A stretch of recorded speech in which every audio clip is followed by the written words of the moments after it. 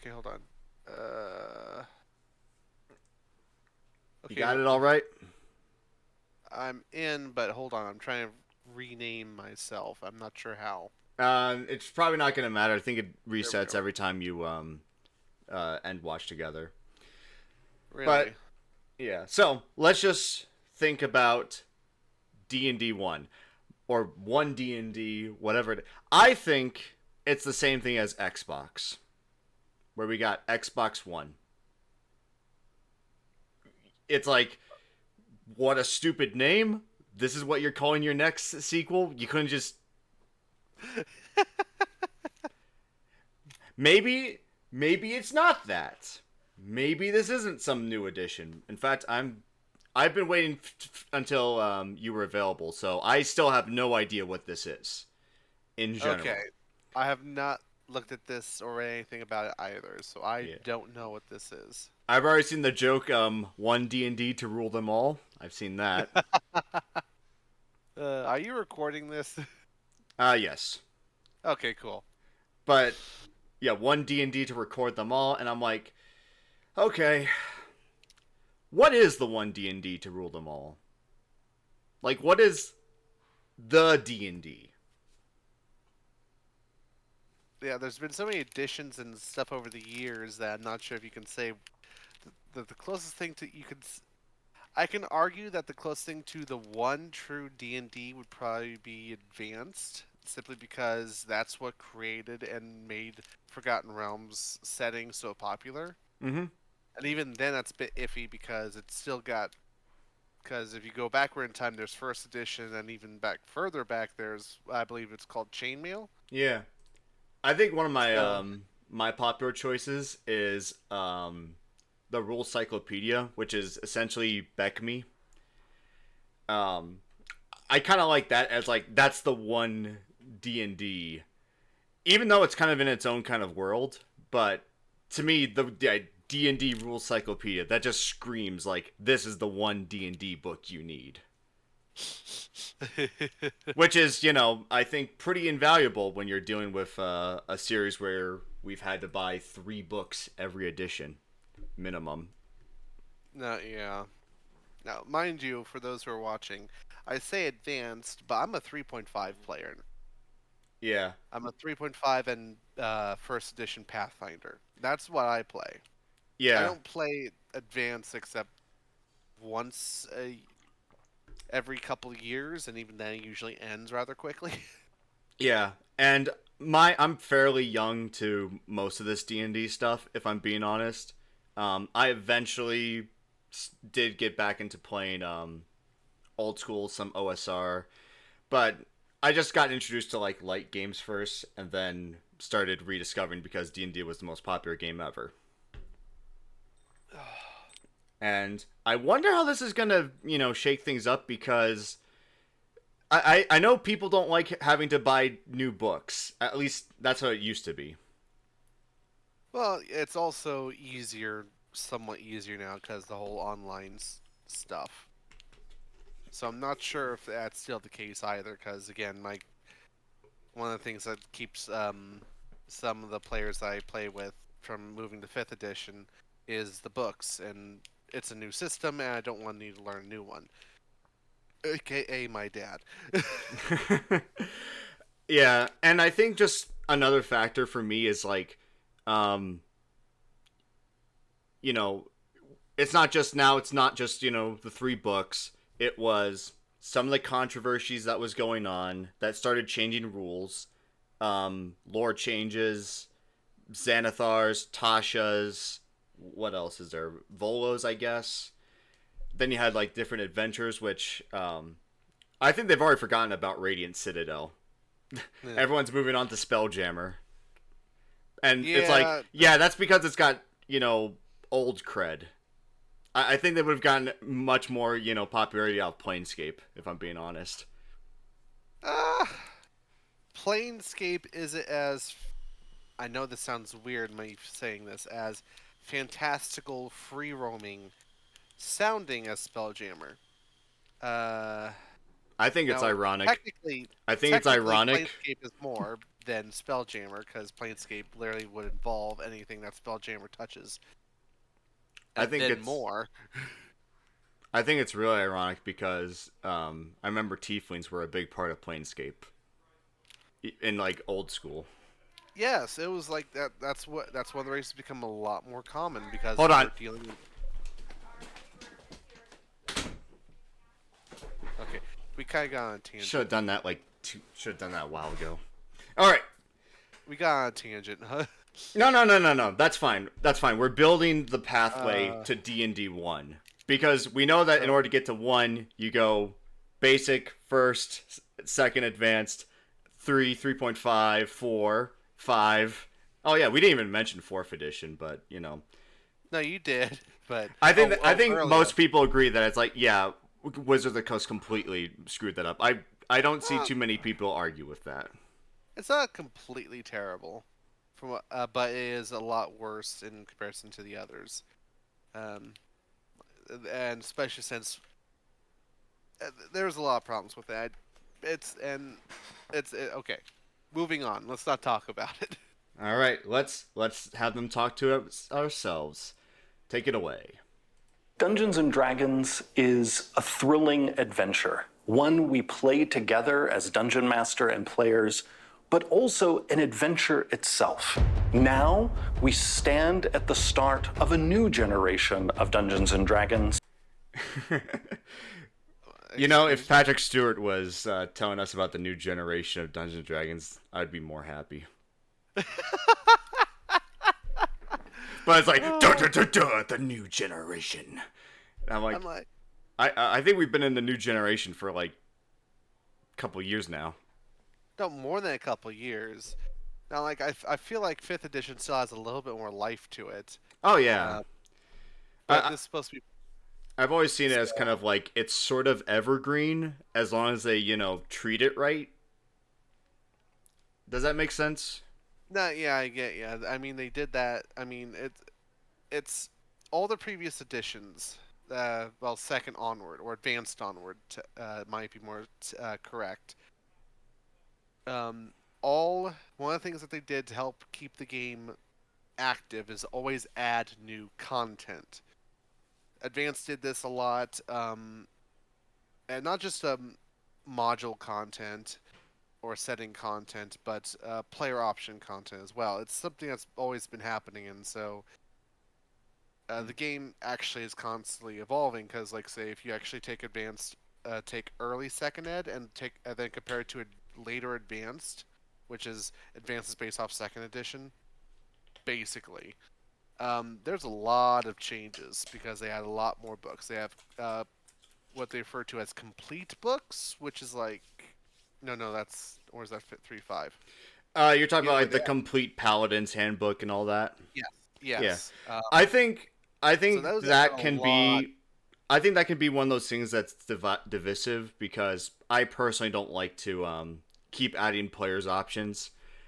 It's like at some point I want to just be completely content with the limitations set.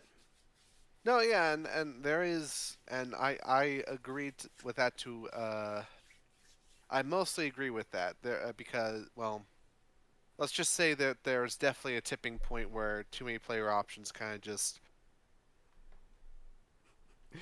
makes previous stuff feel inadequate. Yeah. So, hey, look, I'm playing the human fighter. Meanwhile, we have in 5th edition there's You Echo Knight you, fighter. you I'm told like, me what? about that Yanti. What was the other paladin? And there was like 3 paladins in that group.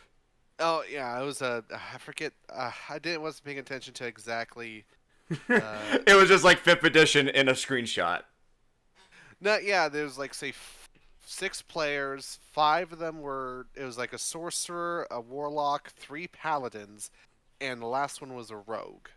Mm-hmm. Like it was all charisma casters, and I'm like, anyway, but that's not the point I was trying to make. I mean, that to me is like this ain't your dad's D&D. It's not. I mean, like your the Gygaxian era D&D, paladins were a rarity, and if you did one thing wrong, you're effed. All right. Your paladin. You're so continue. I'm sorry. Let's see if he's got more on what this new generation is. And today, we're going to introduce some of what's in store for us as we embark on an initiative that we call ONE D&D. Growing up, I loved fantasy, but I never saw myself as the hero because I didn't think it was possible for someone who looked like me, who acted. Oh, wait. But the point of playing Dungeons and Dragons is so you could be the hero. So is that what she's talking about? Listen, I don't want my characters to look like me either. I'm not fit to do a lot of the stuff in D&D. I'm sorry. Neither am I. I'm like 300 pounds.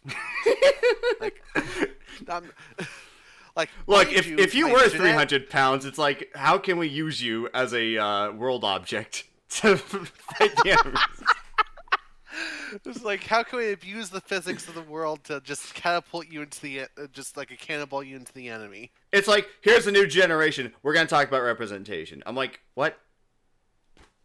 Is the new generation of D&D gonna be the people at the table are in the game? Is this like we're going back to the people who just played themselves?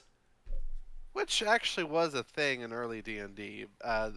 My dad called it zero to no. Is it zero to hero? No, this is like you're playing. Hero. Yeah, you be the the hero hero. is what my dad called it. You the hero, which is basically where they take the dungeon master at the time got your stats. They tried to do as fair as possible and got down on paper what your stats would be respectively in the D&D, and then you played your character. Yeah. It's like before, like all the tournaments, all the standardization. It's like, role playing was like the Wild West. Yeah, it was for those who are weebs out there. This is the isekai before isekais became popular. If I was more optimistic, I would say this was like a neat alternative, but I feel like this is done for brownie points. Let's go back a bit. Okay, so yeah, this sounds like this might be something that's being done for brownie points, is what sounds like it might be. But again, she's just saying, I don't feel like I myself am the hero, but that's why we play D&D. That is good. Hey, you're excluding all the people who want to play chaotic neutral and evil. Oh yeah, that's right. They're not heroes. Of course not. Oh my gosh, that's like half the player base. Yes. All right. I like these dice, by the way, but let's go on. Loved Okay, sorry. Okay. fantasy. Play. I think we're pressing at the same time. I didn't press. I'm not touching anything. Oh wow. But I never saw myself as the hero because I didn't think it was possible for someone who looked like me, who acted like me, who was like me to be that hero.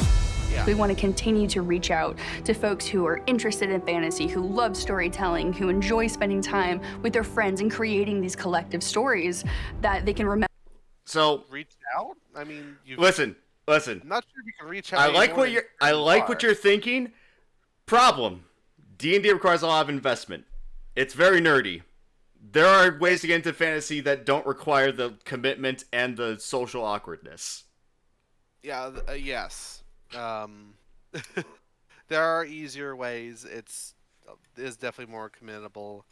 But reach out. I'm sorry, but I think D&D is already.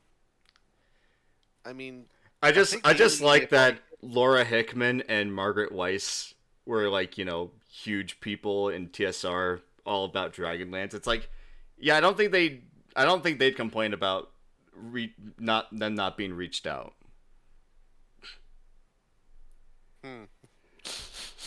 Like, I know we're hard. They're making this about the representation. It's very crystal clear. If I've been alive, I have. I'm hoping it's not just representation, because D&D has already reached out as far. Realistic has already hit its peak. Possibly. Like, I feel like the D&D is mainstream peak. Well, hold on. I'm really curious if it's like, we need to represent me. That's why we made tieflings. Or space clowns. I'm gonna. Anyway, let it continue. It sounds like it could be going bad, but Not necessarily. Yeah.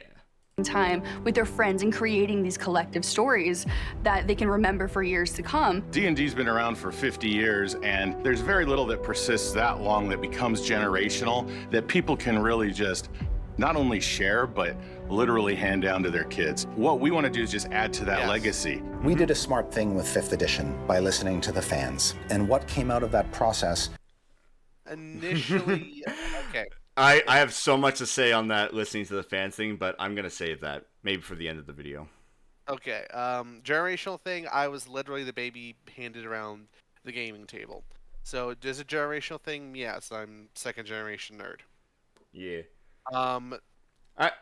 I don't What was want it to be like, man, we agree because this is what the guy said. It's like, no, we don't want to do that. It's just pretty solid.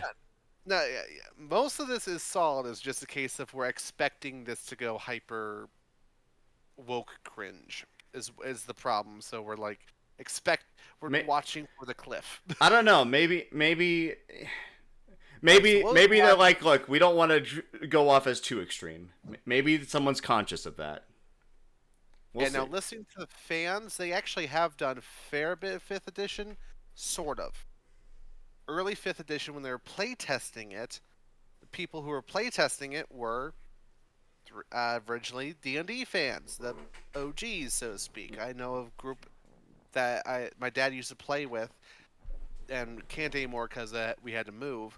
They were able to playtest the initial 5th edition thing, and they liked it because it was a solid system, so they listened to the fans then. The issue is that the fans have changed drastically, and the newer fans are vocal. I actually don't have as much problem with that.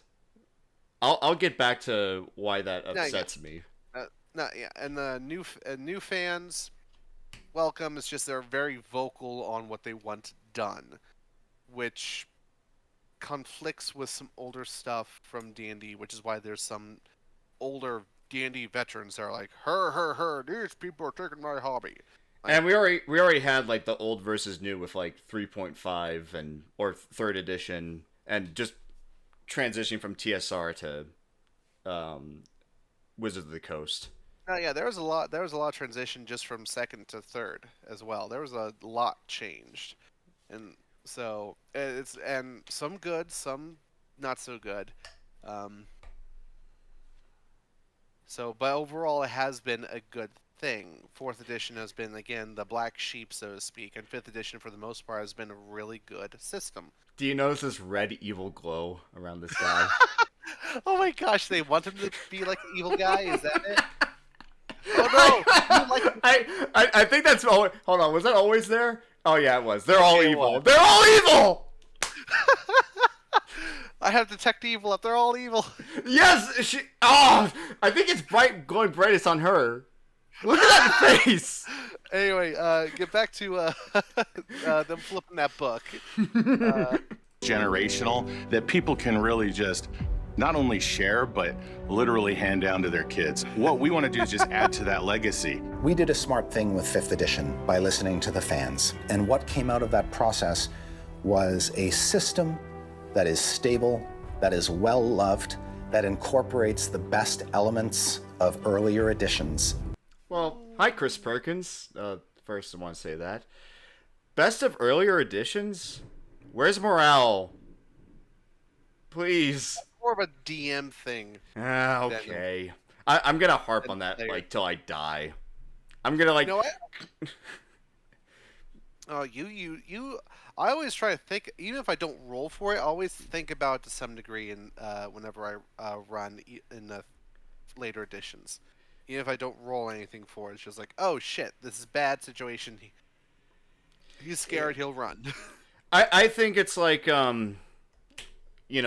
bringing the best of like older editions. It's like one of the things I always see reference is like in 3.5 and 4th and Pathfinder, it's so crunchy. There are too many modifiers. There's feats. Everything becomes this mess of min-maxing. So 5th edition has toned that down to be a lot more old school. That's what I've heard a lot. Yeah, so then they add new books, and then all of a sudden that complexity is coming back. It's not as complex as what some people refer to Pathfinder as Mathfinder, is what I've heard some people refer to it as. It's not as bad still, but it does become, when you start adding all the new books, it does have a complexity problem that the earlier editions have. I think it's But like, it's like, But hey, they have done a good job of reducing the numbers. I still don't even like things like, character races that can fly. It's like, I'm like, there's something really wrong about that to me. Like, it just, like, it really comes off as, like, a more power gamey kind of thing. But, it's like, no, it's for roleplay reasons. And I'm like, you can fly. Flying is one of the best. Because depending on your encounter, flying is one of those spells that can win an encounter effectively. Yeah, it's like, and has a wide range of uses, so it's never like the fly spell, very good because of what you can do with it. I But feel if you like just all the 5th time, it's edition like- is sorry. It's just I feel like 5th edition like plays it on both fences where it's like feats are still there to some degree, but not at the point they used to. Backgrounds I think are kind of like what I thought the races were gonna slowly just become, where it's not really a lot of crunch, it's just some kind of suggestion, and the benefits are kind of minimal. But we're still adding like classes and subclasses, and you still have to do a lot more work to play like. I'm gonna use basic because that's the easiest comparison. To start a character in basic D&D, it's like maybe like 5 steps, I'd say, and you're good. You can play. You could lose a character in the middle of the session and roll up a new one. It's that simple. Yeah. But with 5th edition, it's like, I really would have liked that feeling of like, it doesn't take so long to make a character. I'm pretty sure some people could argue that, but the idea that you can lose the character and then make another one, get back into things. Well, I think that's more along the lines of it's a different feel, because is partially because of that. Because older editions, Gygaxian era, it was a case of you're level 3, you're still a nobody. You've survived some shit, but you're still a nobody. Level 1, you're a hero in 5th edition. It's like, so imagine having 4,000 XP and still being a nobody. 4,000 XP 3rd level fighter. No, yeah. That's basically what it is. Like, so you aren't really a somebody in advance until you're like level 6 through 9, depending on the class that you're playing. Yeah, definitely not thief. Well, it depends on and then your followers. Like followers in advanced, a lot of those came in at level 9 roughly, and then 6th level was around where the mage got some really good spells. I like to say you will suffer, but if you live, you break the game. Yeah, the difference is that it feels like you don't break the game as much in 5th, unless you know how to abuse the system. But that's again details on individual basis. Yeah, but you start off, so it has a higher floor in terms of breaking the. I don't know, sorry. About older editions, do you believe that restrictions on like classes and race kind of thing? Do you think that was one of the better things of old school? That was an interesting idea for the most part. I like the idea behind it. I think it just needs, what's the best way to put it? Not so race class restriction, more stat restriction. Okay. Because race class, in my opinion, theoretically anyone could become a paladin. In older editions, it was literally only humans. Literally. And dwarves could not become wizards. Halflings could not become wizards. There was reasons for that, because they had protections versus magic stuff. Literally get like a +3 to 5 on their saving throws against magic. And dwarves got the magical item malfunction because they're so anti-magic. Yes. So there was lore reasons for that, and it was built into the mechanics, which is one thing I feel like is lacking sometimes from the newer editions. Is the mechanics and lore don't seem to match up right sometimes. It's not, again, sometimes. Yeah. Um, I would say that I'm a bigger fan of restrictions when you have that really solid world building and logical explanation behind it. As long as you have that, it's like I am perfectly fine with the restrictions, and I would welcome them. Yeah, and again, the only other thing is stat restrictions for certain things, which usually isn't a thing you have to worry about because in newer editions you can assign your stats and or encourage to is that they have you have so many options that you can generally fulfill any stat requirements. Yeah. Okay, Hold sorry. on a second. I'm curious. Best elements of earlier editions. What has he got? 24, 21, 18, 10. Is this his stats? When did you get a 24? No, that's hit points. That's hit points. It is? 24. Oh. 21. That's hit points. Well, I guess this is why I've never played an RPG on just like, notebook paper. Oh, I do it all the time. Of course, I have friends in real life. Oh, thanks. Alright. Sorry, man. Okay. Now so that we have that, we are no Okay, so for the most part, I'm agreeing with the idea that they took a good amount of stuff from older editions and putting in 5th ed. Yeah. There are some details I think we personally feel like are missing, but oh no, worst case scenario, we just homebrew it over. Whoop-de-doo. Yeah, I still miss a lot of the old school mechanics, and I don't feel like some of that was good. I don't like that rolling low is no longer a good thing in certain dice rolls. It's like, because now on your D20, half the numbers are useless for the most part. And I'm like, people get confused by, roll low, low, high, but it's like, that makes your whole D20, all of it, good. It was simpler to roll bigger numbers better. It's overall simple. No, Gygax was a genius. You need to make 100% of the D20 useful. All right. So, okay. I continue. do genuinely miss that, though. editions.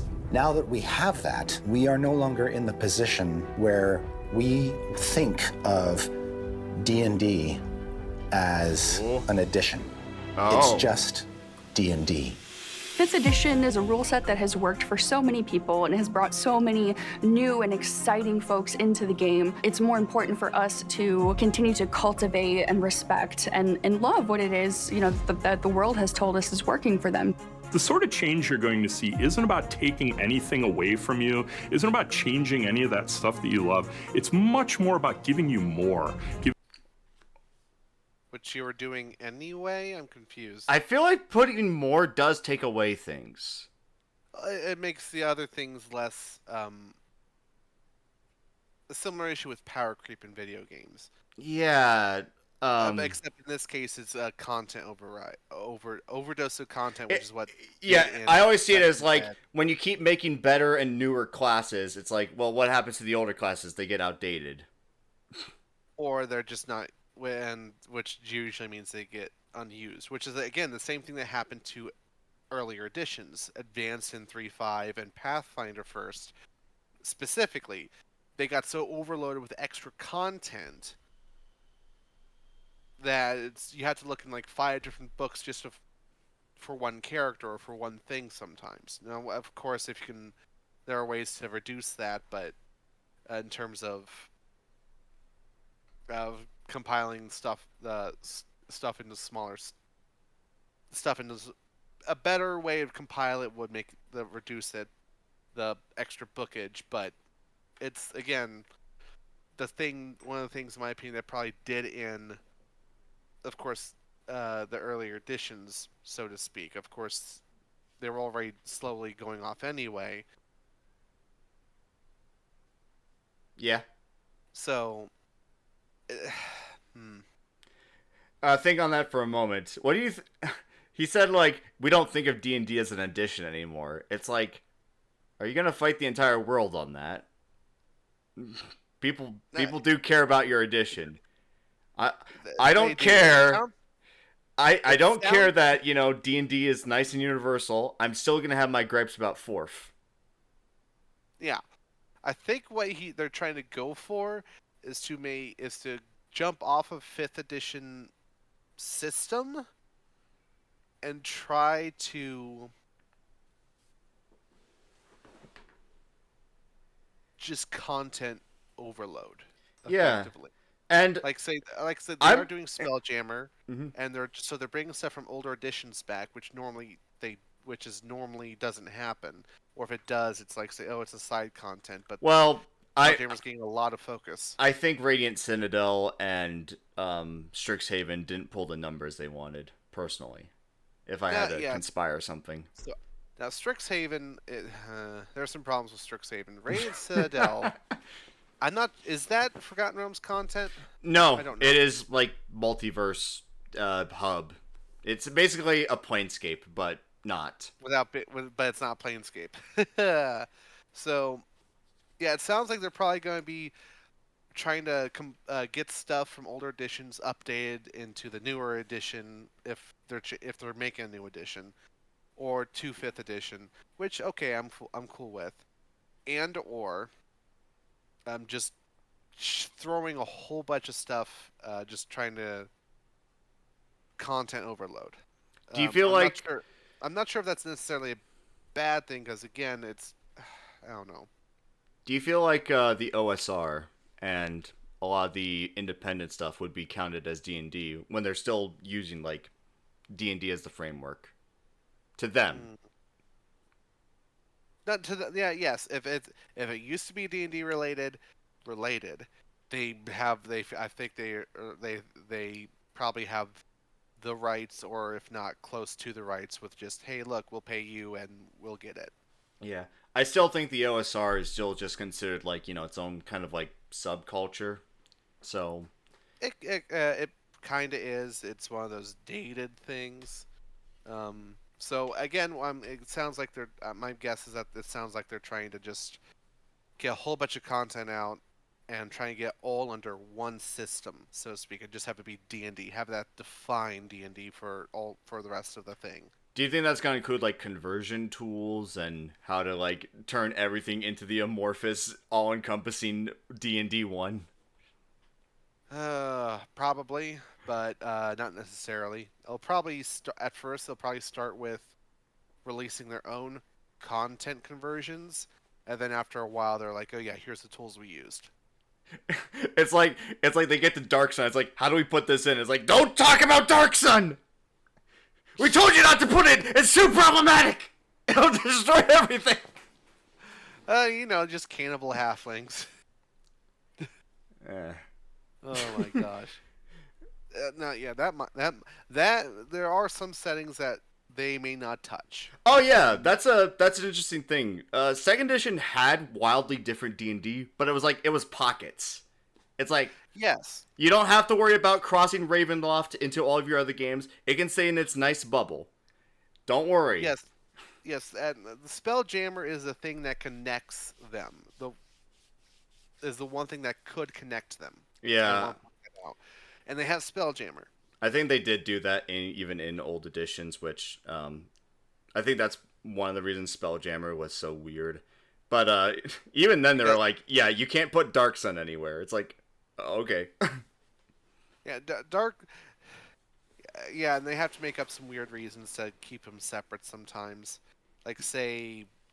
Now, mind you, the different AD&D settings, they were unique in their own various ways. Dark Sun, uninhabitable planet, like a desert planet where iron is as valuable as gold, effectively, or more so.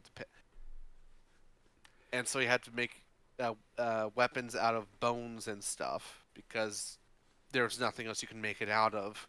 Rocks, maybe? Not even trees. There's like no trees, and it was stone, obsidian, bone, and wood. Oh wow, so they do have some wood. Okay, but yeah, iron's so rare you can't do anything, and almost everything in that setting is somewhat psionic. Somewhat. or at least has the potential. Which means you have to include psionic rules to a degree whenever you do Dark Sun, which makes things more complicated depending on which version of psionic rules you're using. And then another set, so that's like a weird survival setting, just high difficulty survival-esque setting. And then there's, hey, you want to be a ruler of lands? There's a birthright setting. Yeah. Hey, you want a gothic horror? I think there's Ravenloft. I think the nice thing though, it was like, you know, D&D already kind of recognized that it had the power to be a bunch of other things, but combine them all into one thing, I'm like, I would advise against. But maybe they got a good idea. Maybe. We're only 2 minutes in this video. Oh my gosh, we have become EFAP. We've only just started. Giving you more options, giving you more choices you can make, more character types you can play, more magic spells you can cast. Basically, you know, we're very happy with the game the way it is today. We just want to build on that. We're revising the major core rulebooks that every player uses, the Player's Handbook, the Dungeon Master's Guide, the Monster Manual. One of my focuses, specifically, is the Dungeon Master's Guide. I'm going to make some structural changes to make it more...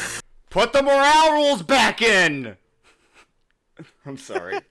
I was waiting for it. So it sounds like, so revising the stuff, what 3.5 was a revised stuff of 3.0. No, we already got this. It was like Tasha's, and that got rid of... That was the... You could put any race ability scores you wanted. That was like the big one. And everyone loved it. And I'm like, that kind of made each race a little less unique, in my opinion. Yeah, but that wasn't... Oh, I better not talk about why that change occurred. Not until we talk about what fans want. So, let's see here. So it sounds like they're just doing a 5.5, but they're just, instead of calling it 5.5, they want to refer to as D&D 1 or 1. This is how you count. It's gonna be like Valve can't count to 3. We can't get past 5. Can't do a 0.5. They have to go back at 1, and then it'll be D&D 2 or second D&D. D&D 2. Or no. It's gonna be D&D Eternal. Oh my. Okay. Anyway. But you know what? So, I do notice they never really put 5th edition like on the book, so I think they already wanted that. Like, this is D&D. I think. Did 2nd edition actually, like, you know, show it was 2nd edition, like, on the books? I think they did. I don't think so. I'm not sure if they did, but either way, if they did or didn't, the title was Advanced D&D. All right. So, yeah, so we all know they want to have, you know, the amazing brand, and they want to keep it. They don't want to confuse people. That's why they're not going to call it revised D&D or D&D reworked or D&D remade. It's one. Basically, it sounds like, because every single time they switch to a new edition, they left players behind. Yep. So I think what they're trying to do with this is to try and drag may not be the right word, but if all your books are not up to date and you have to, like, you know, in order to play with the current player base, do you think that still kind of does the same thing as an edition, but without the, you know, name edition change? It can, definitely. And there is, like, because if you compare, again, base 5th edition to just the expanded rule sets and books, it does have a different feel to it. Now, of course, part of that is the overloading of options, which comes with every edition. New magic items, new characters, new character types. I'm like, yeah, that's exactly what I wanted. We didn't have enough elves. So so I think they just don't want to leave 5th edition player base behind, which is actually fair. It makes sense for them to do, because if they want to keep going with the brand, they don't want another dead edition like 4th was. Yeah, I was off board. It wasn't really Wizards of the Coast and their mechanics that got me off board. It was why they were making changes that got me off board.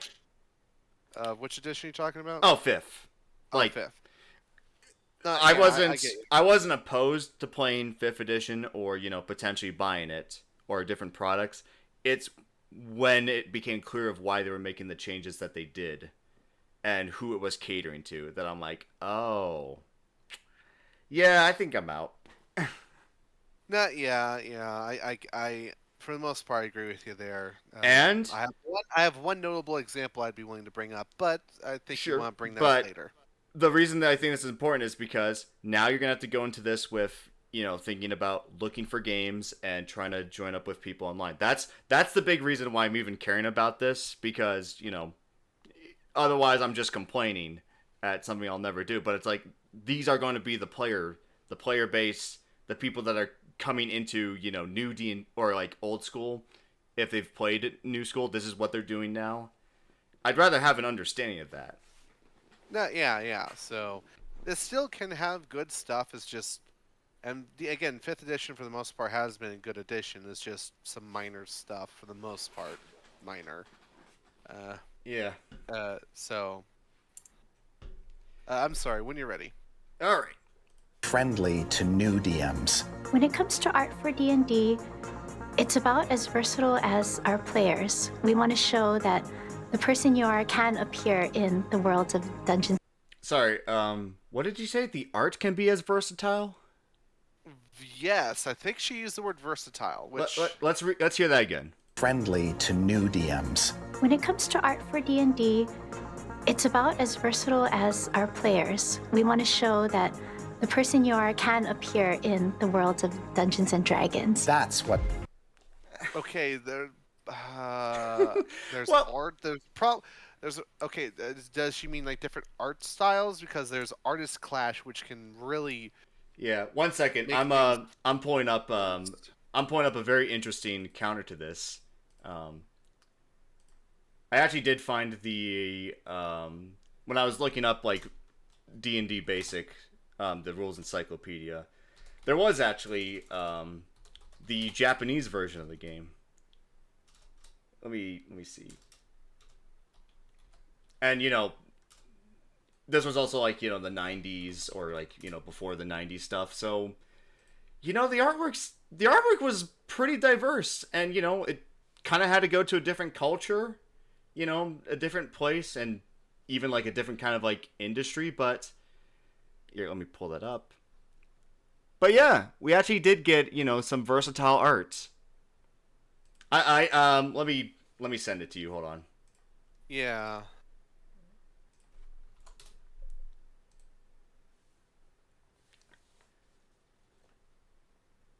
Now, and the big thing though, it's like it still obviously has that style change. It's from a different country and a different kind of culture. It has all that, but I'm still completely on board with that style. Dungeons and The big issue Dragons. is that Ed, I restart think for some I think I clicked out. My bad. Okay, so my minor gripe with that is that if you have conflicting art styles, you can get different feels, which is a little annoying. So which is one of the reasons why, if you can, I try and keep the art consistent from one artist. Yeah, but it's like not one artist. What's the best way to put this? well, it's like I try to find the Style. art as appealing as I can, even if it like represents what I want to play. I know I have different goals compared to like the representation style or can I see me, but it's like there's still like I still kind of want to see like what the character's about. I still want to have like a clear distinct purpose the character serves, almost visually told. I'd still be up for that. But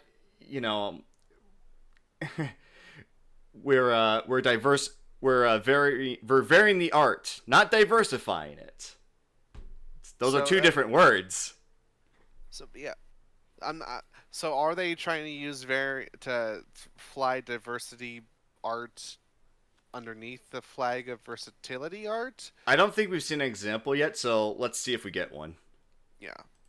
When it comes to art for D&D, it's about as versatile as our players. We want to show that the person you are can appear in the worlds of Dungeons and Dragons. That's what 2024 holds, is this promise of getting new versions of the books that are the game you know, but reflect where the game is presently.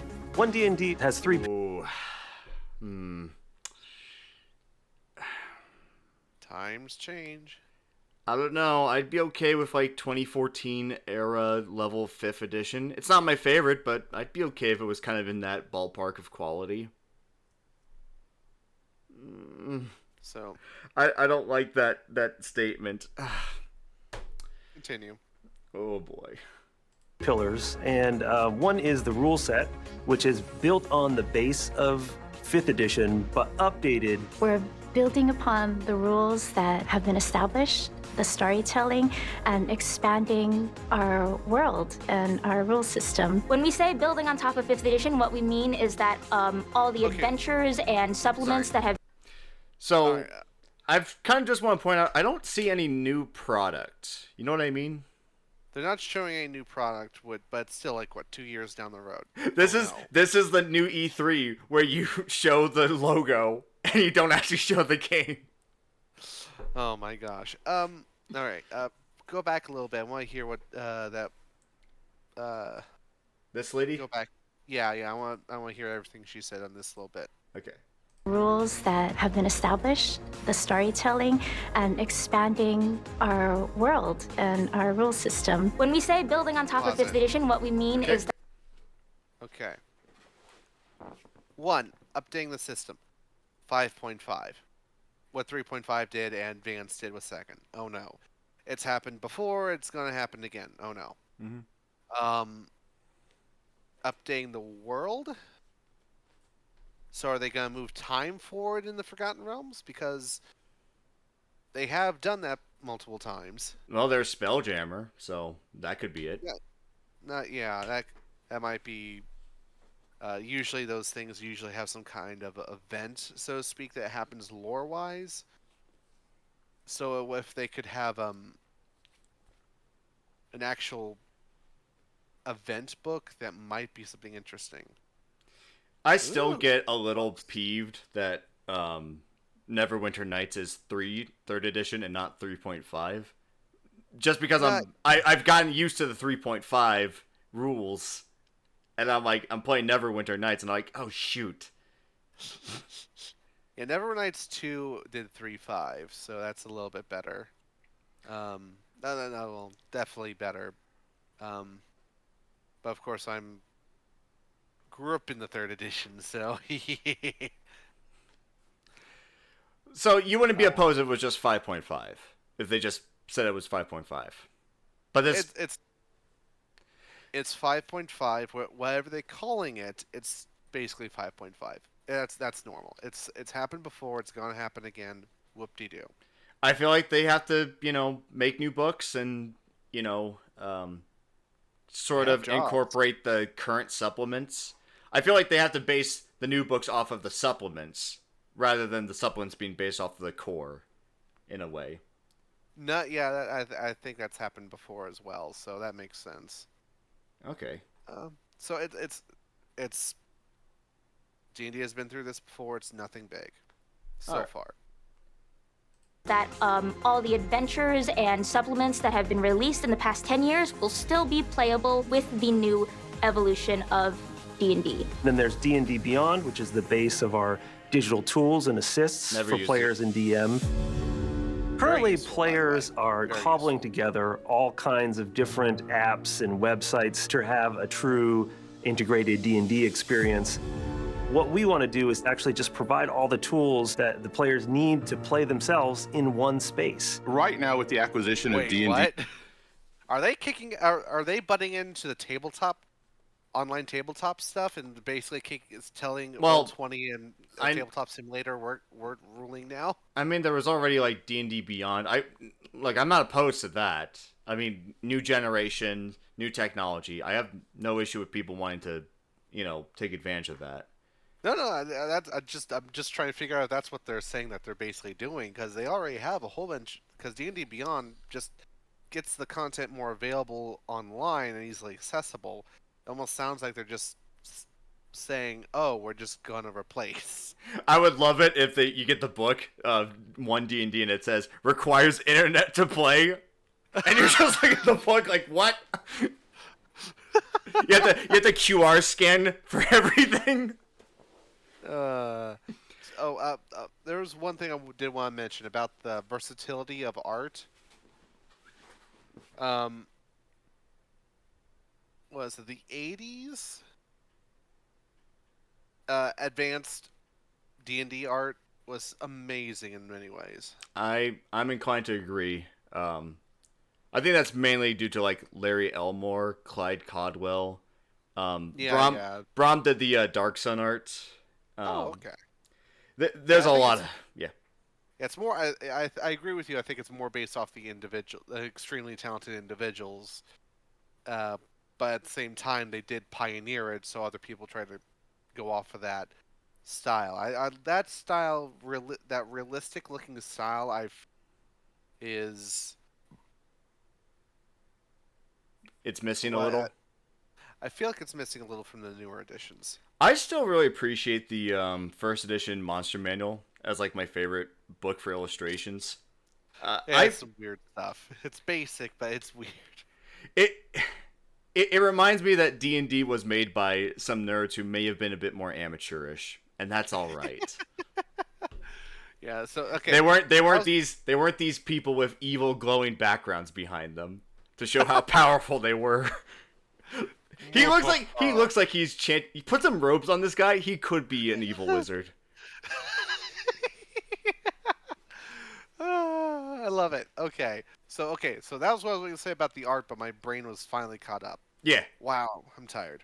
No, you don't worry. You just have to play a session coming up soon, so that's fine. Burn your brain out.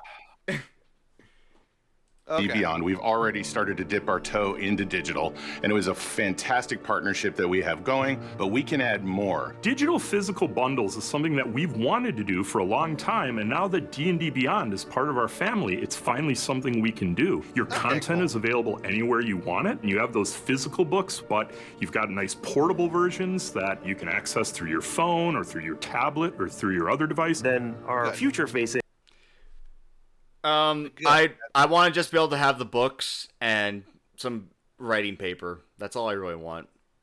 No, I prefer the books. Heavily prefer the books.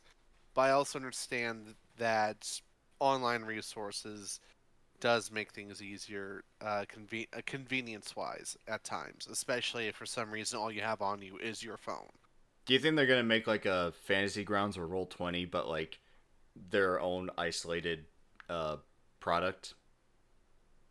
I'd be for it, but yeah, my gut is telling, because besides connecting the physical copies to the digital copies, where else are they going to go with D&D Beyond? They have a whole bunch of tools on there to make things easier for players and dungeon masters already. What is the next step?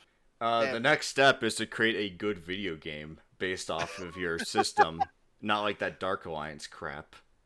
Man, I still feel bad about that because it looked like they were like trying to do something similar to like Vermintide and like Left 4 Dead fantasy-esque thing. No, man, it was Destiny, but hack and slash, and just all the worst aspects of that kind of genre.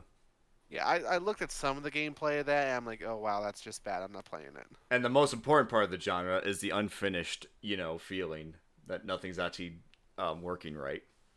Don't worry, I played there's another game that got a feeling like that on me. Dungeons and Dragons Daggerdale, I think it's what it's called. That's a old one, right? Yeah, it's unfinished. There's mixing when I played it, there were missing textures on items. Oh, your no. character could equip. Or at least that's how it popped up for me. So unless there's like some sort of hidden patch that it doesn't tell you when you launch the game. I feel like, trying to evolve tabletop so that it's this digital, digital physical hybrid. It's like, I'm not entirely certain on where the potential goes. I see like interactive menus, but I'm like, I think you have to make your own product and like, you know, your own like Roll20, your own virtual tabletop. And then yeah, just go completely ham with it. But yeah, because there's a lot of like what's Slosta? You've told Slosta has a lot of the 5th edition basic mechanics built in, and it's basically 5th edition in a video game, and it's very good with the mechanics, right? Don't forget Baldur's Gate 3. No, yeah, true. I mean, I sort of did, but you know, it's not finished, so you know, that's why I haven't. It doesn't count. No, yes, Lost is not technically finished either. I'm sorry. It's sort of I'd be okay if it's like, hey, we made a D&D video game. We didn't get every class and race in. Sorry. It's I feel like and there was I remember was it no, I forget what it was. I remember seeing an ad for a general 3D Tailspire. Tailspire. Thank you. Tailspire seemed like another good one.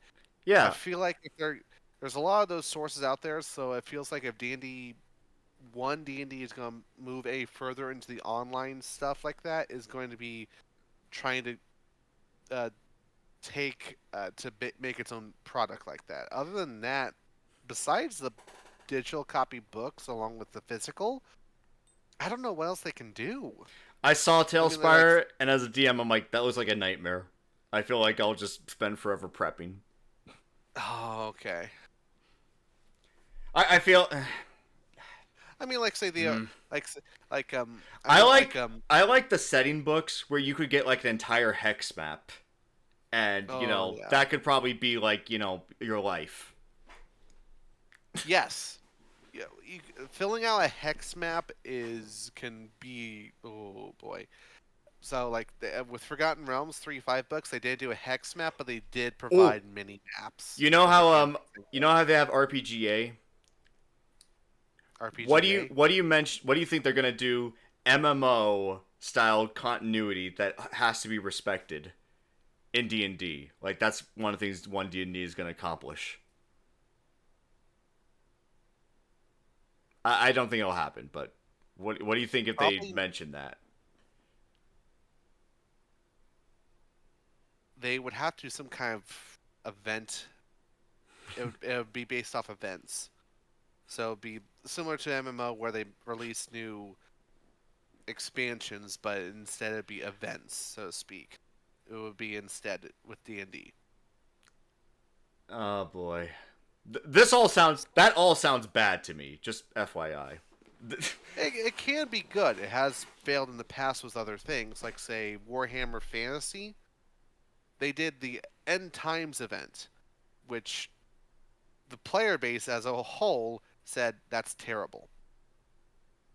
You'll have to tell me more about that, maybe after this, all this, because that sounds fascinating. But the End Times led to Age of Sigmar, which the players overall liked, and then got updated and slowly got better. Then Sigmar! And then they reintroduced things from Old Fantasy, and then so it's overall better now. But it was the End Times were a rough patch. I live that Sigmar male life. The problem with me is that's why I joined, was during the End Times. Welcome to the worst. Welcome to the low point. Yeah, I joined at the low point, and now I'm like, okay, I don't want to deal with this. Oh my gosh! So you could tell it was bad, even though you weren't already knew what was. I don't know how that works. No, I would stop and listen to the other people at the game shop and hear what they had to say. I'm like, oh, that's why this is so bad. That's why this feels so if. Okay. Anyway, continue. That's a whole nother bag of nails, and that's years ago. I never had the courage, and never I didn't have D&D in high school, so and my local game shop moved, so it's not there anymore. I have to drive now to it. The aspect of this is the D&D digital, which will become a full play space. Yep, there we go. For you to have experiences that are more immersive. Right now we're in early development of our digital experience, We can play a game, roll some dice, see the miniatures moving around in a 3D play space, but that's just the core of it. Fudge, that looked weird. They weren't using squares. There's a system based off of squares, and they decided the initial testing be free roam. I feel like they don't. Well, even in 5th edition, they don't necessarily say you have to play restricted to a grid. But yeah, that's gonna be. That sounds like a nightmare for 3.5. Where you know flanking rules will still get people mixed up, but they don't really have. Area effect spells is still gonna be a thing in 5th. Yeah, but I could see that. I could see that working. It has worked before. The first Baldur's Gate was free roam. It wasn't turn based, but it was free roam with the characters. There was no hex map thing. I'm just like, I just love that we were talking about the D&D MMO experiment, and here we are. We're looking at, you know. Actually, if I may for a moment, Neverwinter Nights 1 was originally designed or intended to be an MMO. Yeah. But then, like, partway through the development, they said, nope, make it a single player game. Do you know about the gold box Neverwinter Nights? What do you mean by gold box? There was a gold box engine, Neverwinter Nights, and it was actually an online thing. It looks very different, and I think it was still based on advanced D&D, but I learned about that recently. Okay. It's complicated, and that's fine. But one of the things that they did with Neverwinter Nights is that they had the Aurora system, which is if you want to make your own D&D path Neverwinter Nights game, you could. Yeah. They had the tools set up, and it was actually pretty intuitive. Like, I just started going into it and made a basic setup. I mean, it's actually pretty intuitive. Well, let's look back on this production value, because this actually looks... What do you think this is being played on? Do you think this is being played on like a tablet? Or I see the mouse cursor. That's a TV. That's a TV. I see a mouse cursor, so... So that's a computer. That's a computer, but okay, no, wait, hold on. That's a close-up. So that's a monitor. It's a computer. What's GRLE?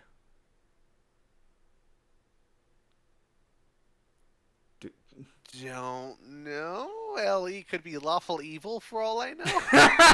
Push the lawful evil button. You push lawful evil, and everyone becomes authoritarians.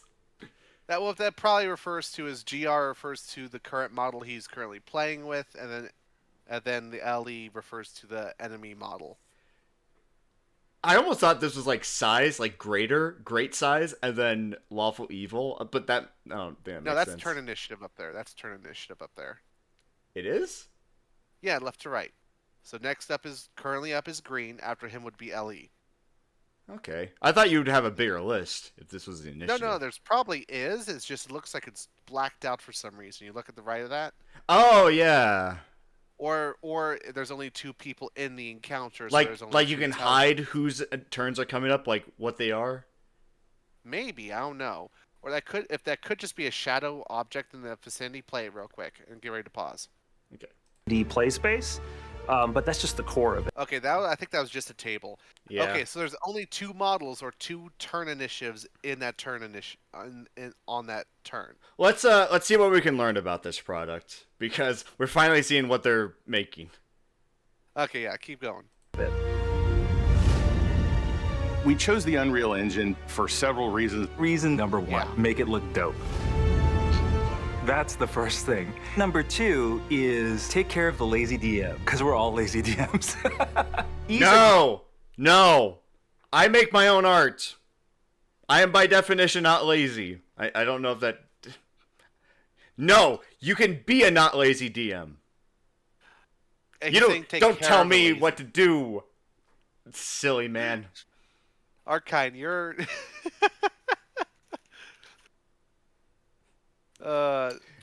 Okay, but anything to help out a dungeon master getting prep done, in my opinion, is overall a good thing. I know. As long as it doesn't dumb things down. But if I wanted to make my own stuff, would that just mean I have to get my 3D modeling experience, get back on that? I don't want to. I don't prefer miniatures, honestly. You may if you use that, you may have to, or with their if they may do a sign in, they may do a Oh, Hero Forge, yeah. thank you, Hero Forge. You might be able to just find the resources online. Yeah, Tailspire actually does have Hero Forge incorporation. So they'll probably sooner or later do Hero Forge incorporation or something similar to Hero Forge, for your characters. So as long as it stays in the same art style, so to speak, it's 3D models. As long as it stays in the same style, as that way nothing, it should be fine. The big issue is like, say, hey, this is this dark, gritty atmosphere, and then you have a random anime character walking in. You get your D&D book, and on the front of the page it says graphics requirements. Anyway, so overall, it sounds like this could be a good thing. Continue. Yeah. Use means being able to access all of the tools that you need in order to get the adventure started. So we use the camera technique called tilt shift. It actually makes things look small. We want to make sure that the experience for you is that you're experiencing a miniature set. The tilt shift camera was really chosen so that people understood that this wasn't a video game, but it is a digital experience. We want to give people more minis, more options for character customization. You can actually change the features, do what you want with it. And you're going to use this miniature approach to tell stories just like you do in physical tabletop. To have your character live. I'm transported there, but I'm not limited by the digital So, why is the map here? I think that's what's confusing. Is this like a metaverse kind of like prediction of what tabletop will be? I'm glad that would have been really awkward if they're just like, we're making D&D with NFTs. Oh my gosh.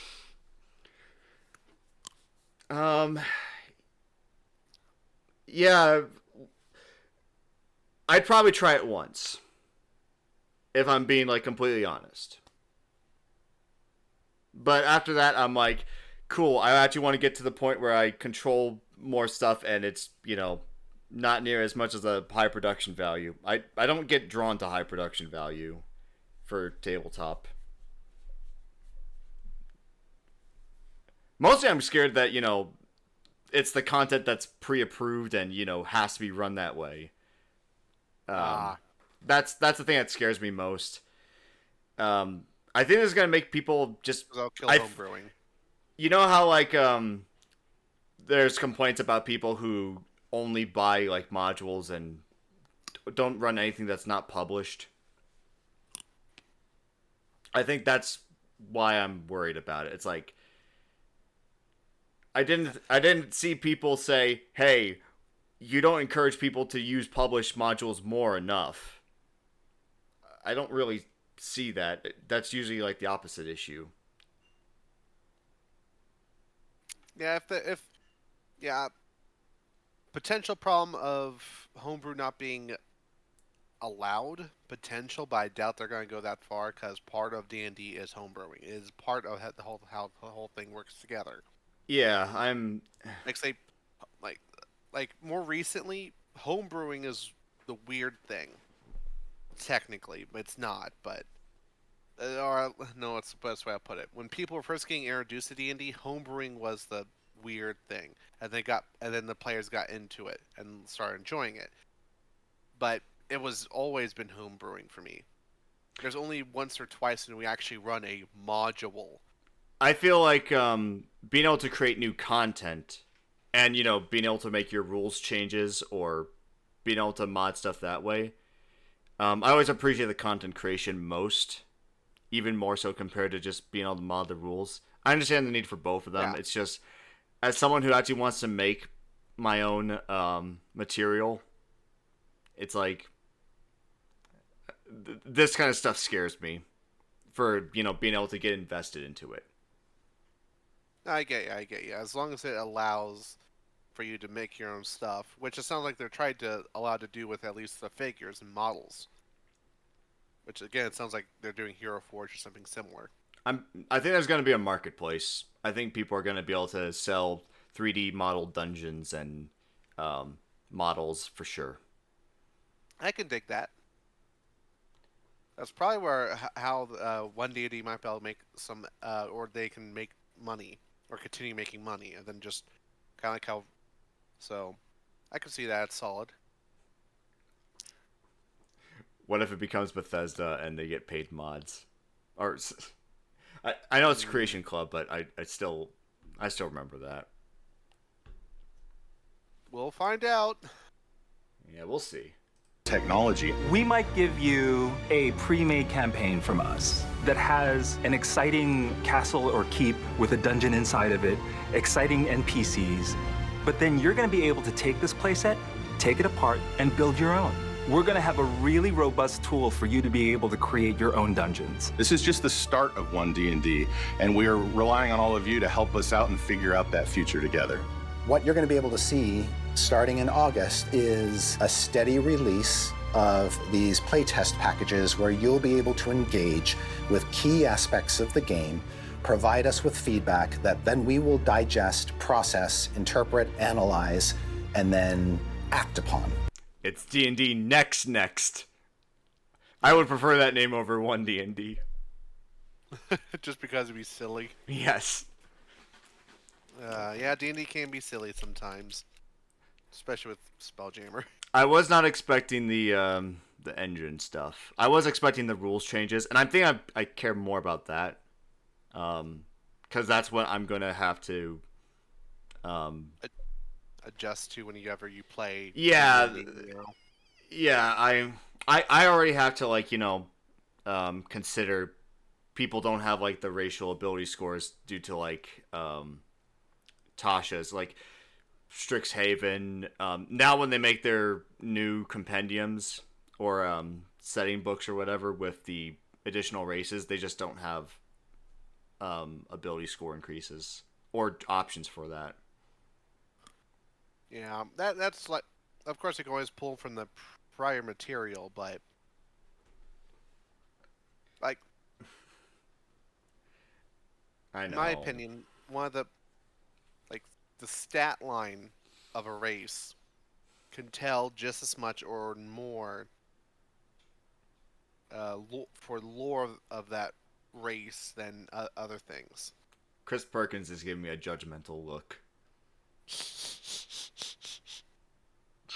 like, you will play this.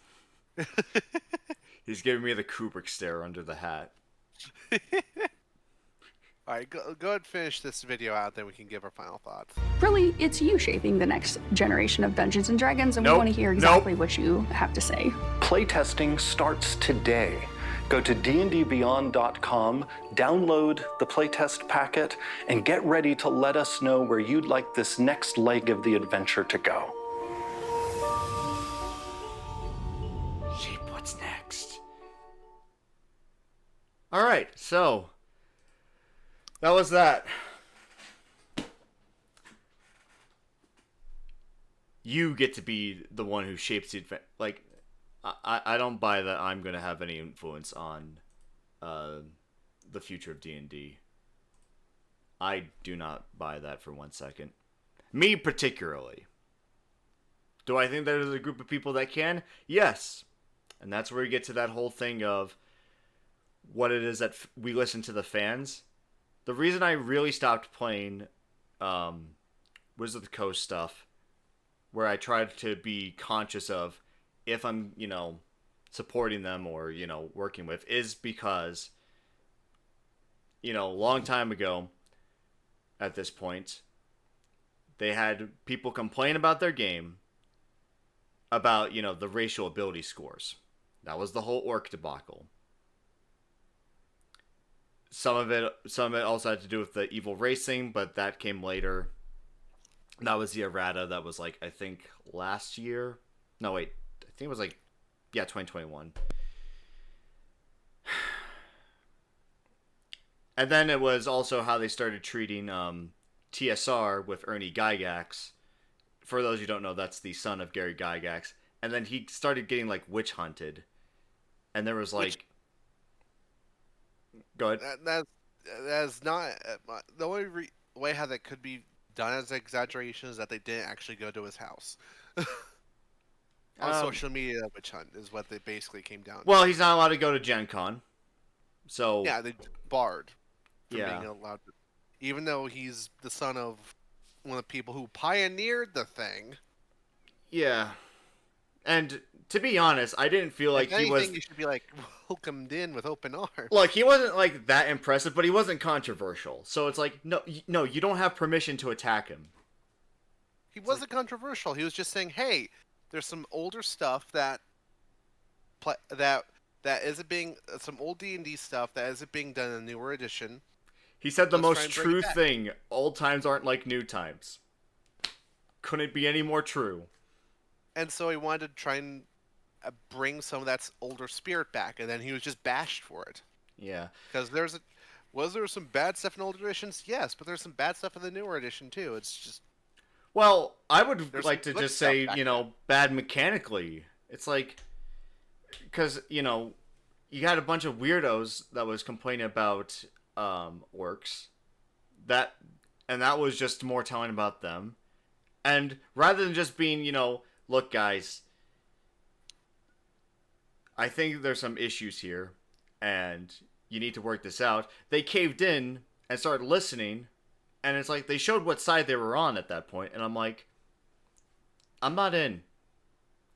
So I don't buy at some point I would have bought that, D&D was being shaped by the fans. I don't buy that now. And it's the more vocal fans is what it is at the moment. I really like that they talked about, like, we're going to do more representation. It's like, honestly,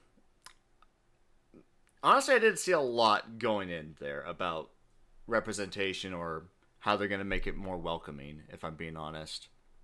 If anything, now it's like, hey, you need a graphics, you need technology now to get the most out of this D&D 1 experience. Well, let's hope they don't force you have to have a computer for it to get the most out of it.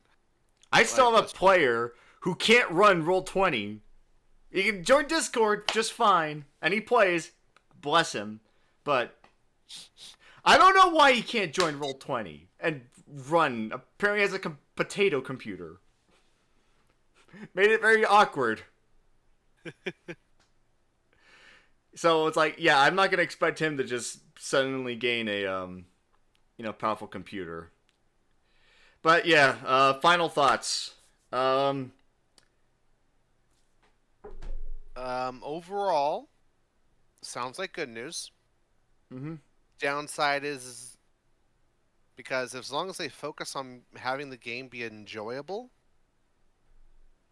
and just focus on getting the game good, cool. If they start making sure that they adhere to the vocal fans,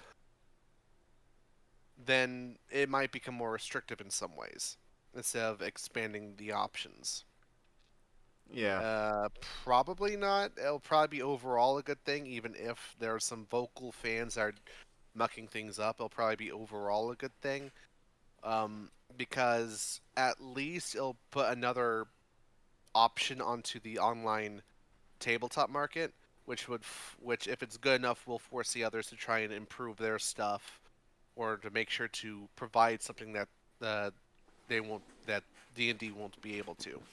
So overall, probably some good news. Yeah. I'm actually a little slightly excited about it. But I think when they the tabletop virtual thing, it's again, even they said that they're going to have to see how it shapes. But I don't necessarily go for bigger, more impressive. This idea that it's like you see the people with their, miniature sets and, they've got all the constructed terrain. And it's like, no, you can play D&D with some graph paper and, I don't even think you need a DM screen. You don't need it. I don't use one. I wish I did have one. I don't want one.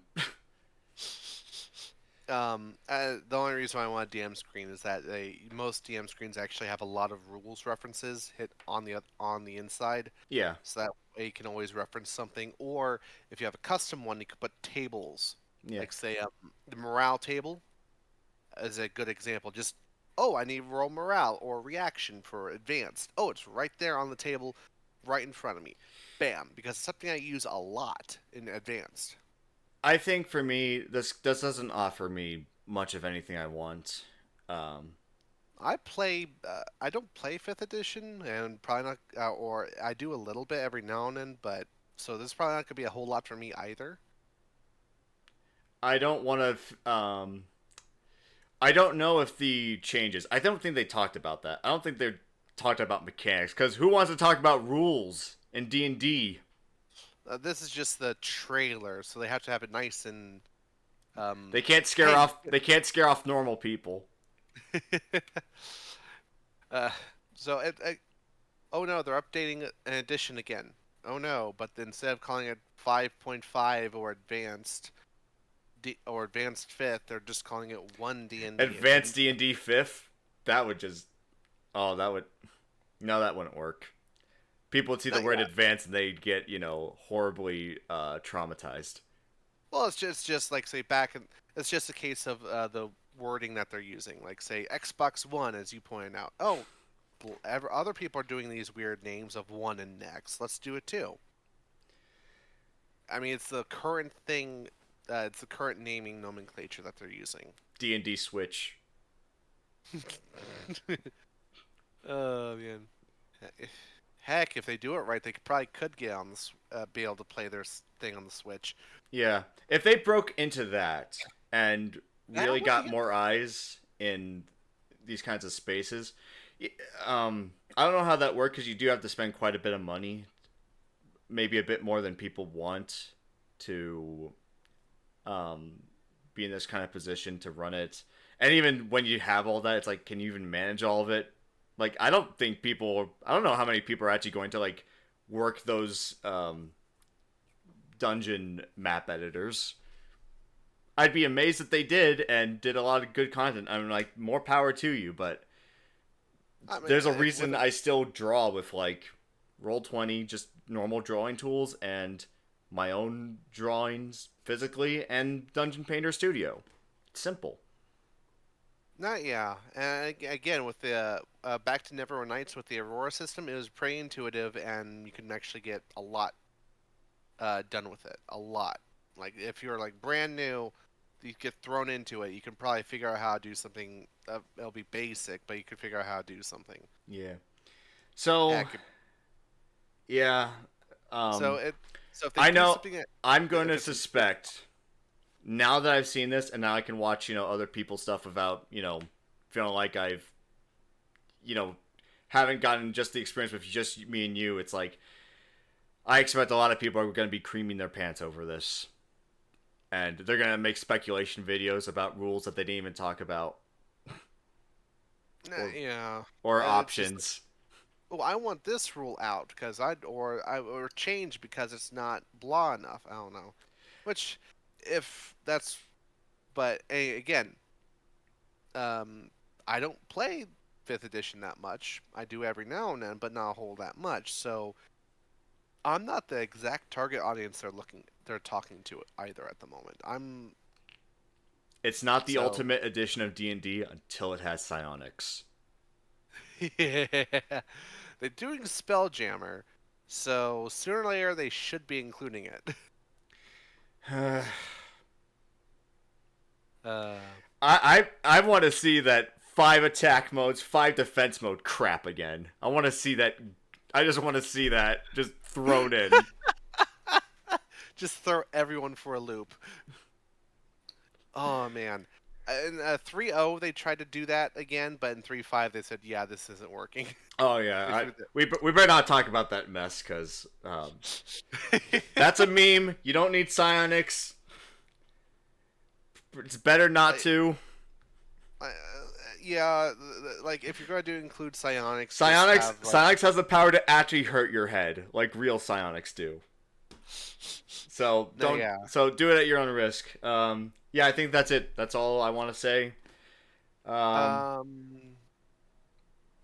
Again. Okay, so. Yeah, that was fun. Overall, probably gonna be a good thing. There's gonna be the current fan base that's very the more vocal part of that fan base that's very pushy with what they want to have done. Yeah. Which ultimately depends on just how far they push and what direction, which will literally come down to a case by case basis. Annoying as that sounds. I can't wait to open the artwork and I just, see the Wizards of the Coast members because we got that art to represent. And I need to see the red glow of evil in the background because that's what they are. Evil. Evil.